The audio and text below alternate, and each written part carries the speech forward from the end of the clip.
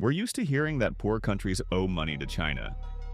But what if I told you the country that borrowed the most from Beijing is not in Africa or Asia?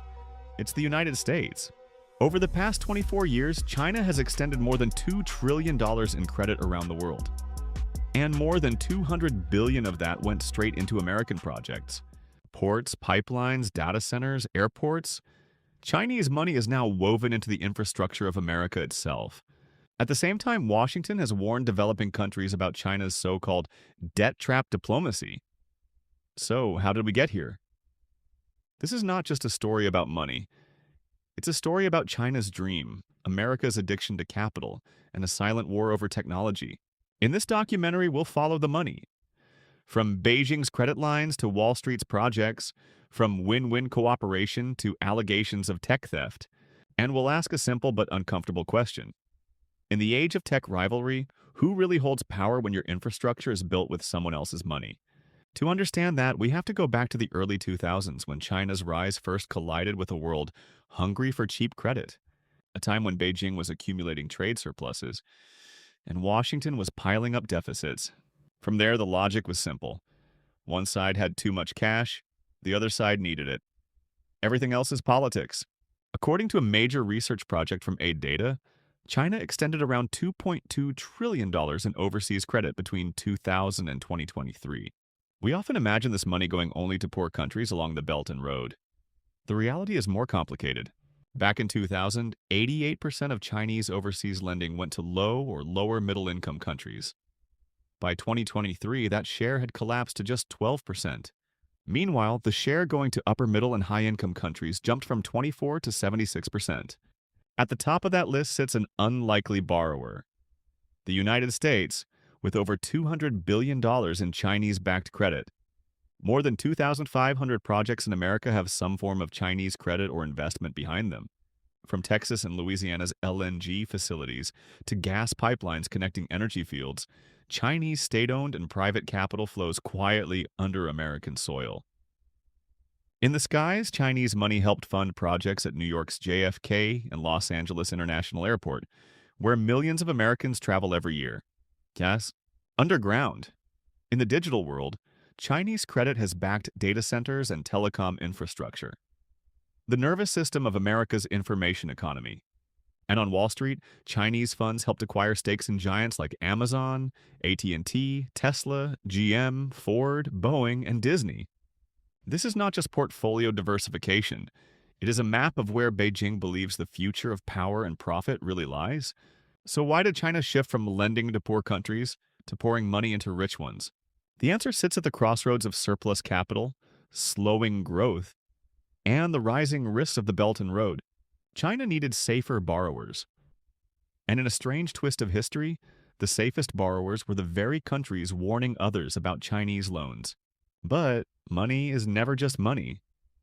For Beijing, credit is also a tool to reshape the global order in line with its own dream. In the early 2000s, China's factories became the workshop of the world. Every container ship leaving its ports brought back something else. Dollars. Trade surpluses and tight capital controls meant that China accumulated one of the largest war chests of foreign reserves in human history. For years, Beijing parked that money in U.S. Treasury bonds, quietly financing Washington's deficits. But as China's ambitions grew, simply holding low-yield bonds was no longer enough. It wanted higher returns and more control. At the same time, the Belt and Road Initiative ran into turbulence. Debt distress, protests, and accusations of debt traps. From Pakistan to Sri Lanka to parts of Africa, some high-risk projects struggled to pay back what they owed. In response, Chinese lenders quietly shifted toward borrowers with stronger credit scores, upper-middle and high-income economies. Meanwhile, in the United States, infrastructure was aging, but political gridlock and fiscal limits made large public investments difficult. Private projects, from LNG terminals to airports and data centers, needed capital, lots of it. And they didn't care too much about where it came from. In a globalized financial system, Chinese institutions became just one more source of liquidity. A line on the spreadsheet, not a geopolitical actor. Politically, Washington warned the global South about the risks of Chinese debt. But at home, Chinese capital slid in under the banner of free markets. This gap between rhetoric and reality is not a glitch. It's a feature of a world where finance moves faster than politics can keep up. For China, this opened a door to use credit not only to earn interest, but to shape networks of dependency in strategic sectors: energy, transport, data, and eventually, technology itself. This is where China's dream begins to intersect with America's vulnerabilities. To see the bigger picture, we need to understand what Beijing calls the Chinese dream and how it reimagines power in the 21st century. When Xi Jinping speaks of the Chinese dream, he's not talking about individual success. He's talking about national revival. The dream is simple to say, but hard to achieve. Restore China as a rich, powerful, technologically advanced civilization state. That means moving beyond low-end manufacturing and climbing to the top of the value chain: chips, AI, aviation, advanced machines. In 2015, Beijing announced Made in China 2025, a blueprint to dominate 10 strategic industries, from semiconductors to electric vehicles.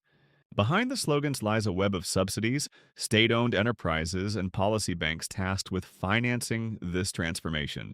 Credit is the bloodstream of this dream, but not just at home, abroad as well, where Chinese money seeks out future choke points.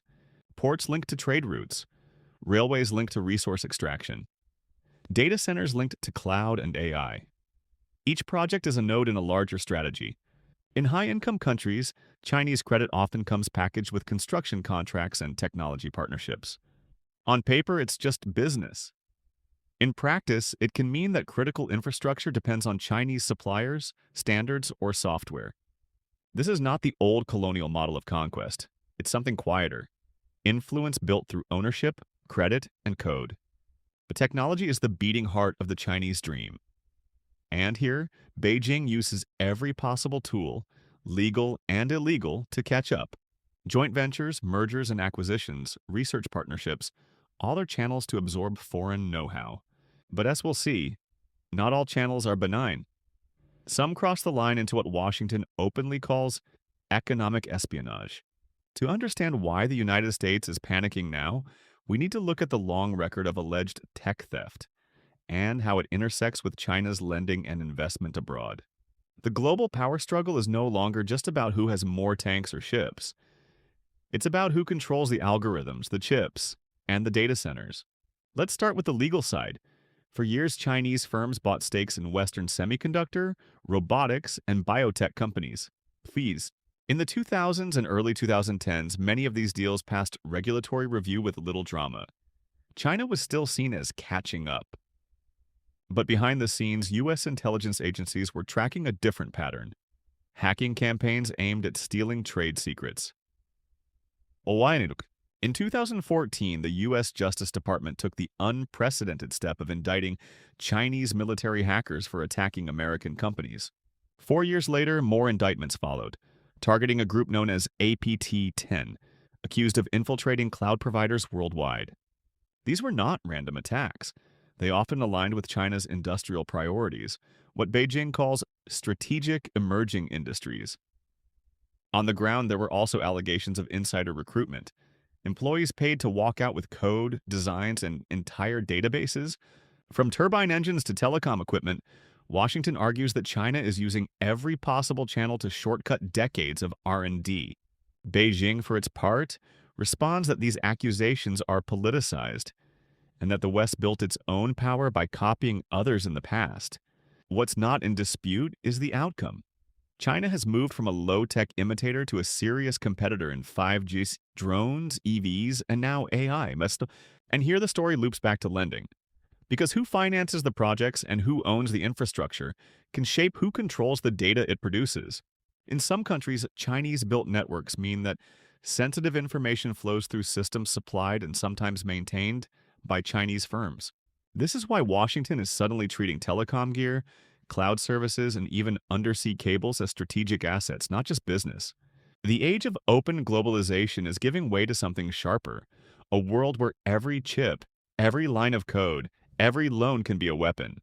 And nowhere is this more intense than in the fight over semiconductors and artificial intelligence. Chips are the hidden backbone of modern power. From missiles to smartphones to AI models, nothing runs without them. For decades, the United States and its allies controlled the most advanced parts of the chip supply chain: design, equipment, and materials. China, in contrast, was strong in assembly and low-cost production, but weak in cutting-edge design and tools. As Beijing poured money into catching up, Washington shifted from engagement to containment, starting with sanctions on companies like Huawei. In 2022, the CHIPS and Science Act offered tens of billions of dollars to bring chip manufacturing back onto American soil. At the same time, Washington tightened export controls on advanced chips and equipment going to China, aiming to slow down its military AI. But China responded by doubling down, pushing domestic champions like Huawei to develop their own chips and AI accelerators. Despite sanctions, Chinese firms are now producing increasingly powerful AI chips, even if they lag behind the absolute cutting edge.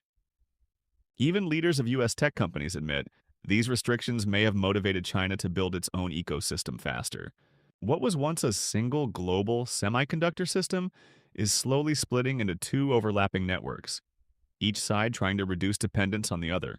Yet, total decoupling is nearly impossible.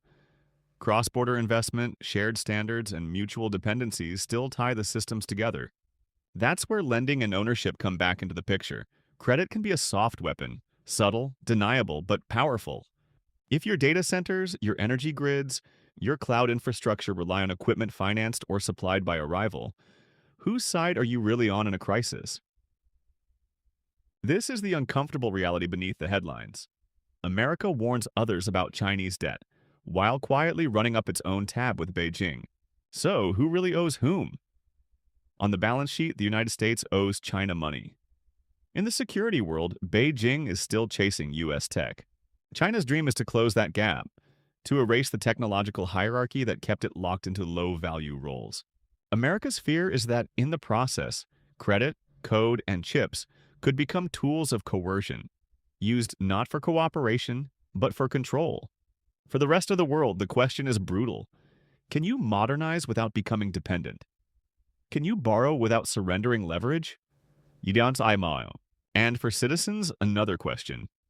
In a world where even loans and infrastructure are weapons, what happens to democracy, transparency, and accountability? When the next crisis hits, we may find that the real battlefield is not on land or sea, but inside balance sheets, fiber optic cables, and lines of code. The debt is already there. The only question is, who will pay the price?